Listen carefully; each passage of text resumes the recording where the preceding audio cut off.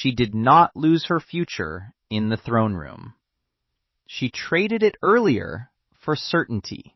The moment she decided fear could stand in for belonging, the rest became movement without exit. A crowd gathered in Astapor, pressed close by heat and hunger. She stood on a platform and named a price. A dragon was offered as coin, then reclaimed with fire. The good masters screamed as flame took them, and the unsullied turned, blades lifted, awaiting a command that could only go one way. Mercy narrowed in that instant. She learned that obedience arrived fastest when terror went first. Bodies filled the plaza, and chains fell from wrists that could not yet imagine choice. They called her a mother and surged forward, touching her boots, her hands, her name. The closeness took air from her lungs. Protection replaced listening. She learned that love felt safest when it was loud and unanimous. In Yunkai, envoys spoke of terms. They asked for restraint, for order that would keep trade alive. She answered with an army at the gates and a promise that the city could be ash. The gates opened. The offer to learn patience burned away. She learned that surrender could be taken without hearing. Marine rose behind its walls, old and watchful. The great masters lined the road with children nailed to posts. She rode past each one, counting until her jaw set and her hands stilled. When the city fell, she chose a number. Men were lifted and nailed where children had died. The balance felt exact. She learned that pain could be measured, and measurement could feel like justice. The city did not empty of danger when the gates fell. Harpy masks appeared at night. Knives found unsullied throats in alleys she did not walk. She sat in judgment beneath the Great Pyramid, while names blurred into faces that would not meet her eyes. One man was brought forward and confessed nothing. She ordered him burned alive before the crowd. The crowd recoiled, then quieted. She learned that silence could be purchased with spectacle. A dragon chained below the pyramid roared against stone. Another dragon carried a child's bones back to the city. She locked them away with iron and guilt. Power lost its softness. She learned that protection required restraint, and restraint required cages. Hisdar Zolorak knelt and spoke of peace. He offered a marriage that would still the knives. She agreed and took a crown of gold that felt heavier than the chains she broke. The fighting pits reopened, and blood-soaked sand under a sun that made no allowances. A spear flew. Chaos surged. She climbed onto a dragon whose heat scalded the air, and rose above the city she could not hold. The ground pulled away, along with the idea that staying meant safety. She learned that escape could look like survival. Across the sea, ships burned under a sky she had not earned. Advisors stood at a distance, careful with their words. They spoke of Westeros as if it were waiting. She listened and measured each voice for loyalty. She learned that counsel felt like threat when it slowed her. At the gates of a northern castle, eyes followed her with a patience that did not kneel. The people kept their hands. They did not rush forward. They watched the dragons and did not cheer. She stood among them and felt small without noise. She learned that love could be withheld. A man bent the knee with a face that held history and weather. The room accepted him, not her. The words tasted thin when she repeated them to herself. She learned that claim did not equal belonging. She faced enemies who would not burn. A night that swallowed sound pressed against walls and bodies alike. She fought and lost pieces she could not name aloud. When dawn broke, the cost lay in rows. She learned that sacrifice did not guarantee gratitude. On a field of snow and ash, she watched a man who had stood beside her be praised by others. The sound passed her like wind. She learned that victory could move away from its source. In a stone hall, news arrived with a messenger's breath. A friend's name was spoken, then a wall, then a head. Her hands shook, then stilled.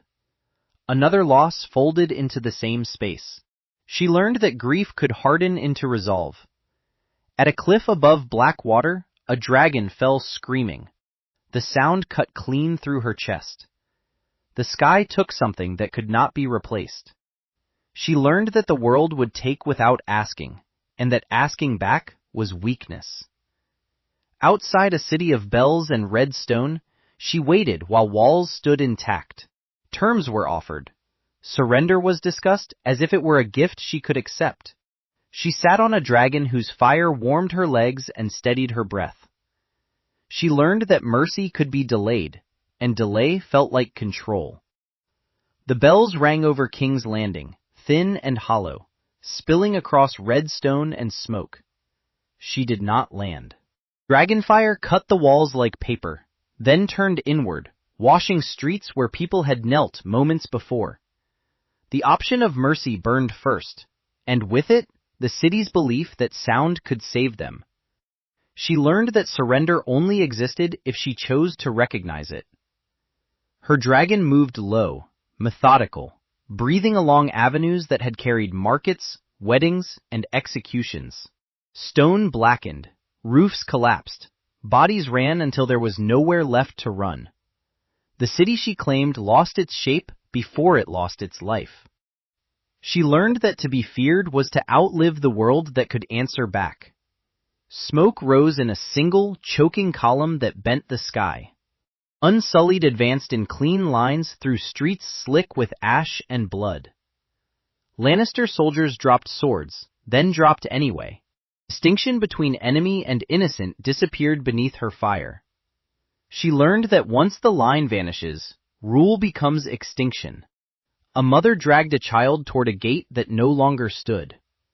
The dragon's shadow passed over them, then the flame. The scream ended before it truly began. Another door closed, the one that allowed suffering to be accidental. She learned that intent no longer mattered when destruction had a face. Above the Red Keep, she circled once, twice, listening to nothing but the wind and the dragon's breath. White stone cracked and folded inward like bone. Centuries of banners, weddings, betrayals, and pardons died in dust. What she meant to conquer became a grave she had carved herself. She learned that victory could erase the throne it sought. Ash drifted across the Blackwater like dirty snow. She landed amid ruin, boots crunching over what had been a hall of lords. Her breath came steady, her eyes dry, as if devastation were weather. The distance between her and those who followed her widened into silence. She learned that being untouchable meant being alone. Survivors gathered at the foot of broken steps, small figures beneath the dragon's wings. They did not cheer. They did not curse. They simply looked. Their gaze took something from her she could not replace. She learned that terror could not manufacture reverence. In the half-standing throne room, light fell through shattered ceilings onto twisted iron. She stepped toward the Iron Throne, every sword a scar, every scar a story she no longer heard. Footsteps echoed behind her, careful, familiar, unbearably close. The possibility that someone she trusted might still reach her narrowed to a blade's width. She learned that closeness had become the greatest danger. Jon came through the smoke with grief already on his face. He spoke of love first, then of what she had done. She answered with a vision of a world remade, emptied of choice, cleansed of doubt. Between them, the last door, being seen rather than obeyed, closed quietly. She learned that love which resisted her would always feel like betrayal. She touched the cold metal of the throne, feeling its hunger and its teeth. For a heartbeat, nothing moved except dust in a shaft of light. Then, seared her body, clean and personal, nothing like dragon fire. Her breath left once, slowly.